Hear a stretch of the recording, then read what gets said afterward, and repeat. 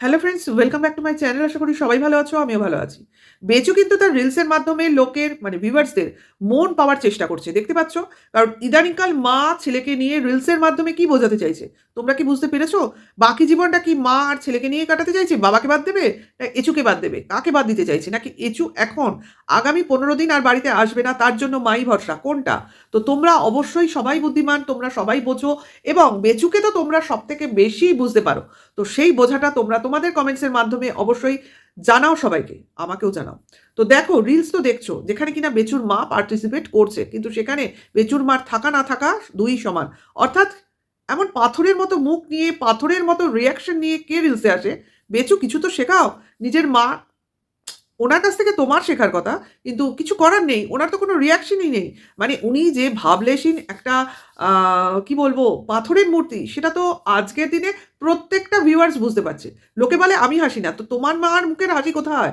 আমাকে অনেকেই বলে আপনি হাসেন না।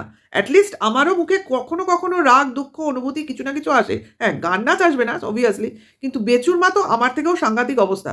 সে তো মানে না আছে চোখে কোনো ভাবমূর্তি, না আছে মুখের ঠোঁটটাকে বাড়ায়, না শরীরটাকে বেঁকায়, অদ্ভুত।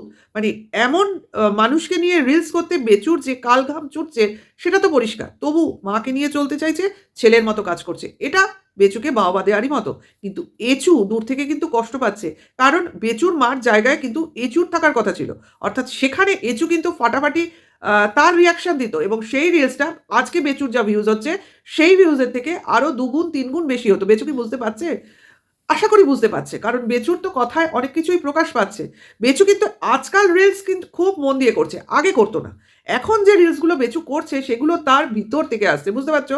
মানে ভেতরের মনের ভাবগুলো ওখান থেকে বেরোচ্ছে। তাহলে প্রতিটা রিলসের মধ্যেই কিন্তু সবই কি মার প্রতি ভালোবাসা মানে উথলে, উথলে পড়ছে? না। সব মার প্রতি ভালোবাসা নয়। কারণ ২-৪ মুলাকাত হোগি, ও তো মার সঙ্গে না, মার সঙ্গে তো সারাদিন ধরেই মুলাকাত হচ্ছে, তাই না? কাজেই ২-৪ দিন যার সঙ্গে দেখা হওয়ার কথা বা দেখা করতে চাইছে বেচুর মন, তো সে তো অন্য কেউই বটে, তাই না? তো সেটাও কিন্তু বেচুর মনেরই কথা। কারণ বেচুর এরকম মনের কথা প্রচুর, প্রচুর আছে। ওদিকে কিন্তু এঁচুর রিলস এসে গেছে এবং সেখানেও এঁচু ছাদে দাঁড়িয়ে খুব নাচাগানা করছে। তো করুক। আপাতত বেচু মনে হয় প্লেন ধরেনি যে টুপুস করে এসে তার সিক্রেট রুমে ঢুকে পড়বে। সেই সময়টা বেচু এঁচুকে দিয়েছে, না এঁচু এখন আসবে না, নাকি এঁচুর আশায় ভাটা পড়লো? কারণ বেচুদের বাড়িতে এখন অসহ্য চলছে। ঠিক আছে? ২ দিন কেটে গেছে। আজকে নিয়ে ৩ দিন। মানে বাকি রইল তোমার ১৫ দিনের মধ্যে ১২ দিন। মানে এরকম আমরা কাউন্ট করতে, করতে যাব। ঠিক আছে? তো বেচু সবজি বাজার করতে গেছে। নিরামিষ খেতে হবে। কাজেই নিরামিষের জন্য অনেক রকম সবজি। এদের পক্ষে সুবিধা হলো খিচুড়ি, মচুরি এইসব খেয়ে দিন কেটে যাবে, তাই না? কিন্তু এর মধ্যে একটা নতুন আইটেম দেখতে পেলাম, যেটা কিনা নাম হচ্ছে ছানা। তো ছানা অতি উত্তম পদার্থ, যে যা কিনা গুড় বা চিনি দিয়ে সুন্দরভাবে ভক্ষণ করা যায়। কিন্তু এটাও কি বেচুর মা খাবে? কারণ বেচুর মা তো কুমড়ো সিদ্ধ, আলু সিদ্ধ, দুনিয়ার সিদ্ধ ভাতের সঙ্গে খাইতেছে। মানে ব্যাপার বুঝে পাই না এই মহিলার নাকি সুগার। সে খায় যত সুগারের পদার্থ, আবার খাবে ছানা, তার সঙ্গে নাকি গুড় মেখে চিনি মেখে খাবে। যাই হোক, মানে পরের ব্যাপারে এত যে আমাদের মানে চিন্তাভাবনা, এটা কিন্তু আমি নিজেই একেক সময় ভাবি যে কারোর শরীর তো আমার কি? কেউ কারো নিজের ক্ষতি চাইছে তো আমার কি? কিন্তু তবু ওই যে বলে না, পরের ঘরে উঁকি মারতে, মারতে সবকিছুতেই একেবারে বলা একটা অভ্যাস হয়ে গেছে, খুব বাজে অভ্যাস। যাই হোক, মানে লোকের কাজ দেখবো, লোককে দেখবো, লোকের বাড়িতে ঢুঁ মারবো, মানে চ্যানেলের মাধ্যমে না মোটেও ব্যাগ উঠিয়ে চলে যাই না। সেই স্বভাব আমার নয়। আমি যা ওরা দেখায় তাই দেখি। তবু তার মধ্যে থেকে কিছু না কিছু দোষ ত্রুটি বার করি। অথচ কিছু লোক আছে কি সাংঘাতিকভাবে এদের ভালোবাসে। বাবা এরকম ছেলে হয় না, এরকম মা হয় না, এরকম বাবা হয় না। কিন্তু এইরকম ছেলে যদি তাদের কপালে জুটতো, তো তারা আমি মানে দাও ধরে বলতে পারি এদের কপালে বৃদ্ধাশ্রম জুটতো। একদম। এইরকম ছেলে প্রতিটা ঘরে, ঘরে থাকলে বাবা মার ১ম থেকে বৃদ্ধাশ্রমের একটা টিকিট কেটে রাখা উচিত। না, বৃদ্ধাশ্রমে টিকিট লাগে না। ওটা কোনো ট্রামও নয়, ওটা ট্রেনও নয়, বাসও নয়। ওখানে একটা থোক টাকা জমা দিতে হয়। মানে আমি যতদূর জানি। কম জানলেও এটুকু জানি। যাই হোক, তো বেচু চলল তার জেঠুর বাড়িতে হবিষ্যি, সঙ্গে কে? তার মা আর ছেলে। তো রাস্তায় যত বাইকে করে বেচু এগোচ্ছে, ততই তার মায়ের কাশিটা বাড়ছে। এটা কিন্তু খুবই খারাপ লাগছে। কারণ সেই কাশি যতই ওষুধ খাচ্ছে কিন্তু কমছে না। তো এই ব্যাপারে বেচুর কোনো চিন্তাভাবনা আছে না নেই কে জানে। কারণ সকালে কুয়াশায় মার বেরোনোটা বন্ধ করা উচিত। কারণ ওই কুয়াশার জন্য হয় মনে হয় ওই কাশিটা কমবে না। কারণ দেখছিলাম বেচুর মা সকালবেলা বেচুর সঙ্গেই রাস্তায় ঘোরাফেরা করে। তার আগেই নিশ্চয়ই ওঠে ওই কাঁচা মানে কি বলে ঘর ঝাড় দেওয়া ওইসব তো করে। তো এইসবের কারণে কিন্তু এতটা ক্ষতি হচ্ছে। তো বলে না লোকের শরীর খারাপ, সেটা নিয়ে আমাদের বলাটা ঠিক না। কিন্তু এদের বললেও এরা কানে তোলে না, কারণ এদের শরীর, এদের মানে এদের ডিসিশন, মানে এমন একটা ব্যাপার, ও কিছু হবে না, মানে আমি সবসময় ঠিক থাকবো, কোনো ব্যাপার না, এরকম একটা টেন্ডেন্সি এদের মধ্যে কাজ করে। যাই হোক, সেখানে তো গেল, দেখলাম ওই ঢুকলো আর বেরোলো, এইটুকুই দেখানো, কারণ এর বেশি দেখানো হয়তো হবে না, ক্যামেরা করাটা ঠিক না, কারণ ওই ঘরে বসে রয়েছে, একটু দেখালো তারপরে টাটা।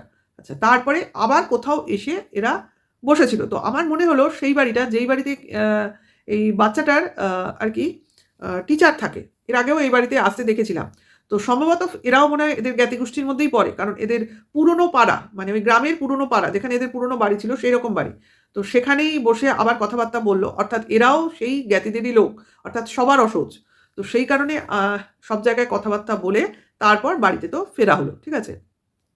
তো তো বেচুরা ফিরে এলো, এবার সন্ধেবেলা কি হচ্ছে না, ছানা খাচ্ছে সবাই মিলে, এটা একটা ভালো জিনিস। যাই হোক, মানে বেচুর কথা মতো যে যেহেতু এখন সেদ্ধ পক্ক খেতে হবে, সেই কারণে একটু ছানা খেলে শরীর ভালো থাকবে, অর্থাৎ কিছু প্রোটিন ভিটামিন শরীরে ঢুকবে, তো সেই ক্ষেত্রে ছেলে ছানা অতটা হয়তো ভালোবাসছে না, অনেকেই ভালোবাসে না, সেক্ষেত্রে কি না, গুড় আর চিনি দিয়ে মেখে ছানা খাওয়া হবে, ভাবো। এদের শরীর কার কতটা খারাপ ভালো আমার জানা নেই, ওর বাবা তো, বেচুর বাবা তো সবসময় মানে শক্তিশালী লোক, যে কিনা গাছের শিকড় খেয়ে শরীরকে রোগমুক্ত রাখে, শক্তি বাড়ায়, আর কাঁচা শাকসবজি সবজিপাতি খেয়ে শরীরকে সুস্থ রাখে, তো সেই রকম লোক যে কিনা ছানা অনায়াসে খাবে এবং হজম করে ফেলবে, এটা তো স্বাভাবিক।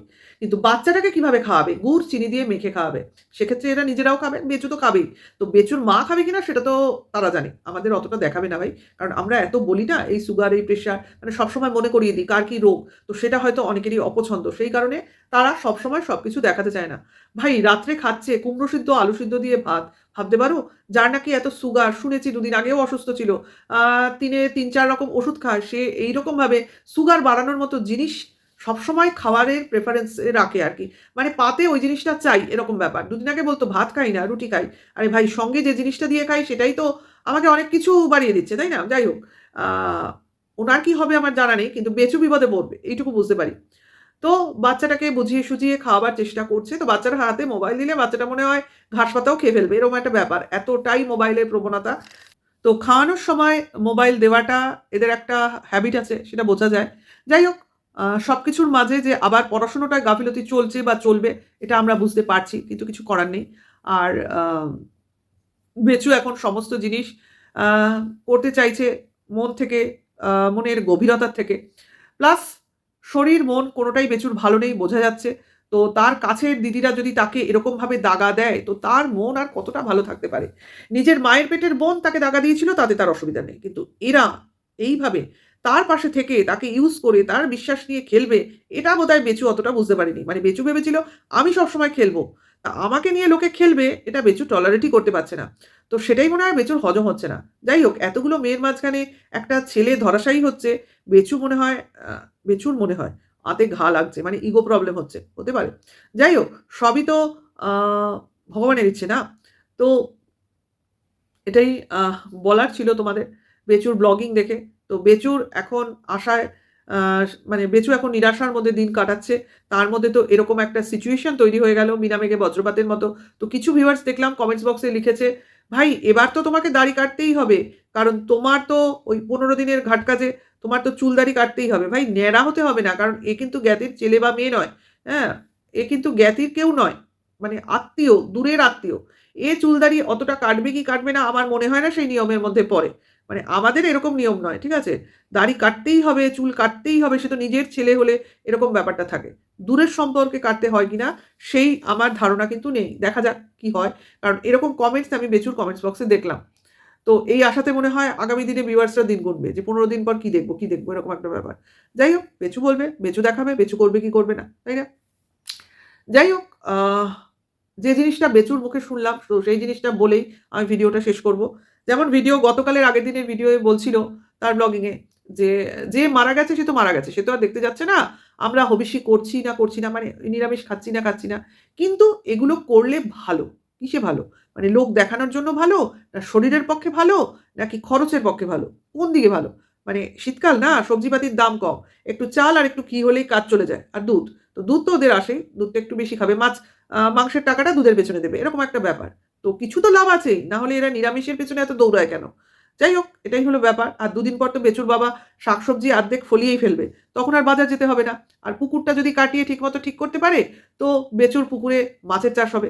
ব্যাস, বেচুরা ওখানেই সীমাবদ্ধ। আর দূরে কোথাও তেল বা ডিজেল পুড়িয়ে যেতে হবে না। ঠিক আছে?